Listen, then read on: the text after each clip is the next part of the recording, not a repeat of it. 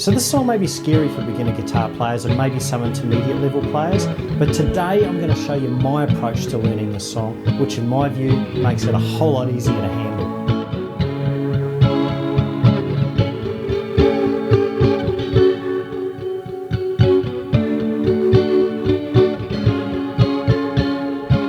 Hey there buddy Campfire Guitar Heroes, my name is Dean, and if you're old enough to remember what one of these old mixtapes looked like, you're probably in the right place. And this week I wrap up my mini-series on songs from the Beatles' Abbey Road album with their most beautiful song in my view, Because. So this song can be intimidating for many guitar players, me included, because it's got some really unusual chords and some very deliberate picking. But today I'm going to give you the close enough is good enough version, my version. I've really thought hard about the chords and the patterns and how I can play this as simply as possible, and I'm going to share that with you today. Now, as always, I do a free song sheet for every one of my lessons. The link is below.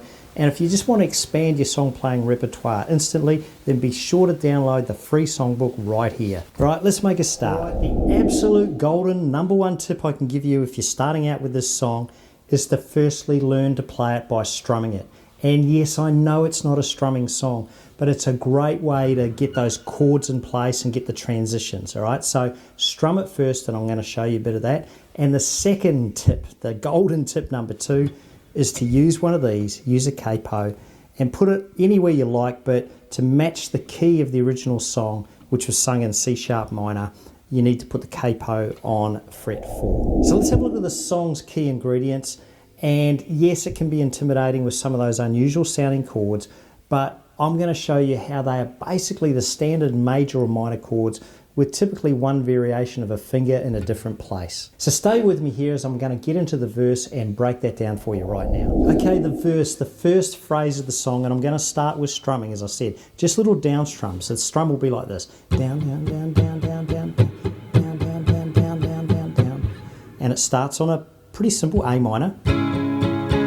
Because the world is round, it turns me. Then we move to that crazy sounding chord, the F major 7 flat 5, and I'll just play that for you. Then to an E. What is that F major 7 flat 5? It is a D-shaped chord, just moved up, or up 2 strings for you, down for me. Because yeah, I'm a left-hand guitar player playing on a right-hand strung guitar. That's another story. Check out that video there if you want to know why I play upside down. But just follow me, follow the chord patterns.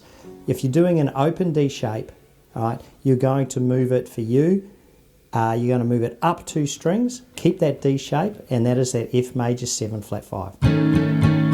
That's how it sounds, and then it transitions to an open E chord. So let's play that for a first phrase. Because the world is round, it turns me on. Alright.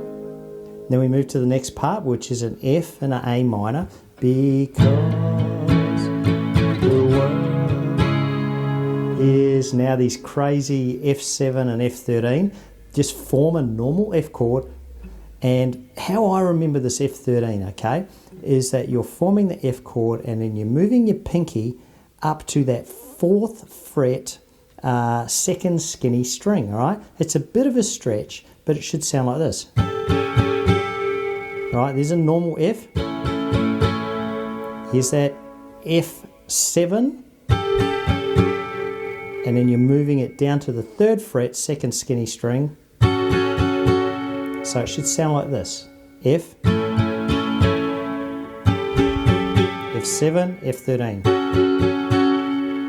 Let's put those together. So, back to the top. Because the world is round, it turns me on.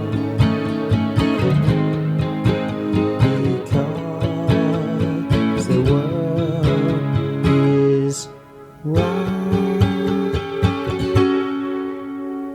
Alright? That's the verse to the song. Now, before we move to the next part of the song, I'm just going to show you a couple of those little subtle variations, which is required when you're picking the song, but you can do it while you're strumming as well. So that transition from the A minor at the very start of the song to that F major 7 flat 5. Right, one thing you're going to be doing is playing, let's start with the A minor, And you're going to be fingering that second fat string, or the A string, on the third fret, sorry.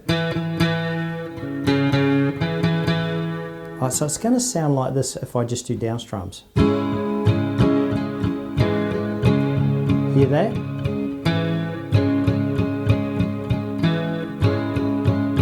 Then I transition to that crazy chord. And you do the same thing again to the E. I play it in real time.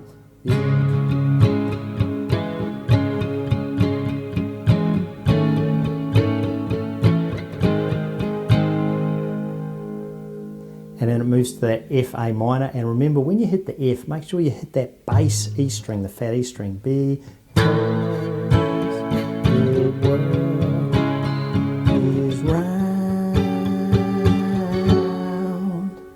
And then that last phrase of the verse is move to the A flat. Then to a normal A chord. Now I just use a flat finger across the three strings. You could use that. But the reason I do that is it'll sound like this to the song, right? So A flat.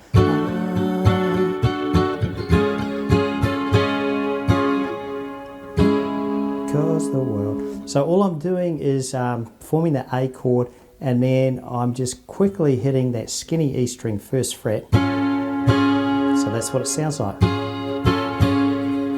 Back to the top of the verse. And of course at the end of the second verse it moves to the bridge. Not a chorus, but to a bridge. Bridge, super simple, just a D and an E7, all right? So, to a D. Love is old, love is to an E7. E7 variation 1, E7 variation 2. I like that sound when you're fingering that second skinny string on the third fret. So let's play that in real time.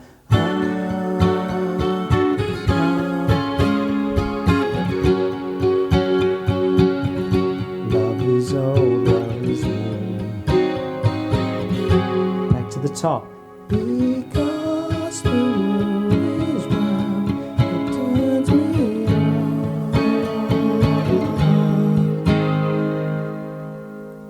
How about we have a go at the picking now? Okay, I'm going to show you the basic building blocks to the picking to this song. If you want an absolutely detailed breakdown of the picking, line by line, note by note, Carl Barron on 365 Guitar does a great job, but I'm going to give you the shortcut version right now.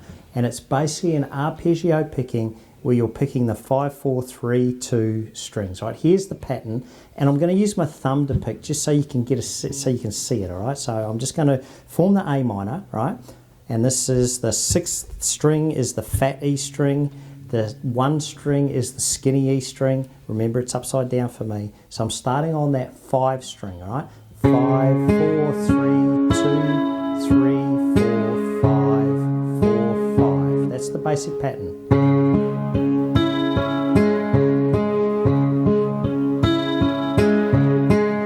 Can master that, that's basically what you need to know to be able to pick the song, right? Now, when I'm doing that A minor, remember to do that finger on the 3rd fret 5 string, all right? So it'll sound like this. Then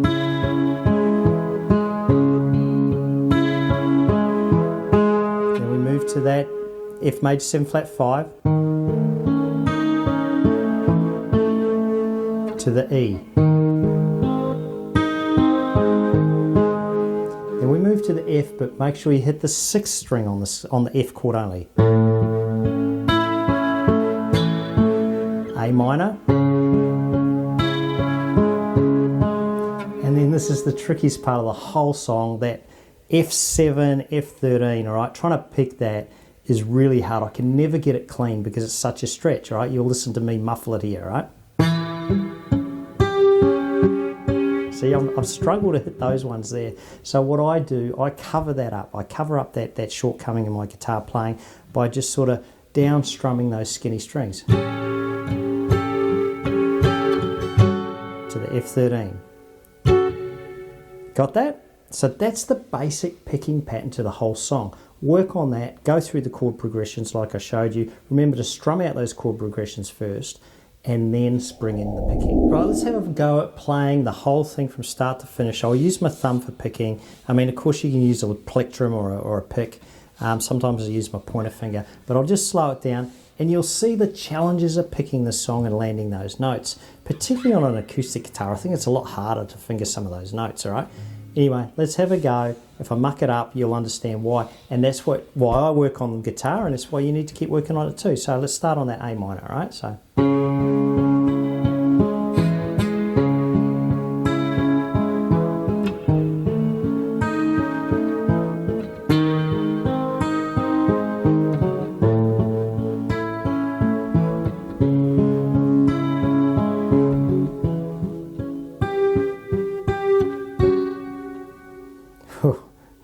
Kind of got there.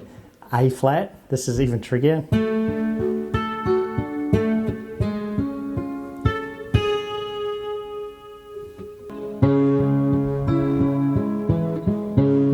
And so on.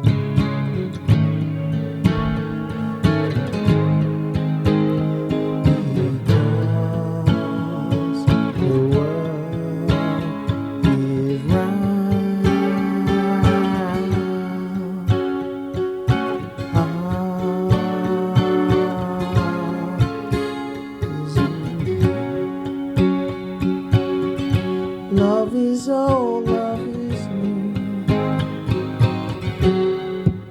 So each week I share a few fun facts about the song that you probably didn't know, and I also throw in one big fat red herring which I'll reveal at the end of the video. So this song will be forever known as the Beatles' final song ever. It was the last song cut on their album Abbey Road, which was of course their last album. Now I always love a great origin story about a song, and this one's no different. John Lennon, who wrote the song, he was listening to Yoko Ono playing the piano. She was playing Beethoven's Moonlight Sonata one night, and he asked her to play those notes, play them in reverse.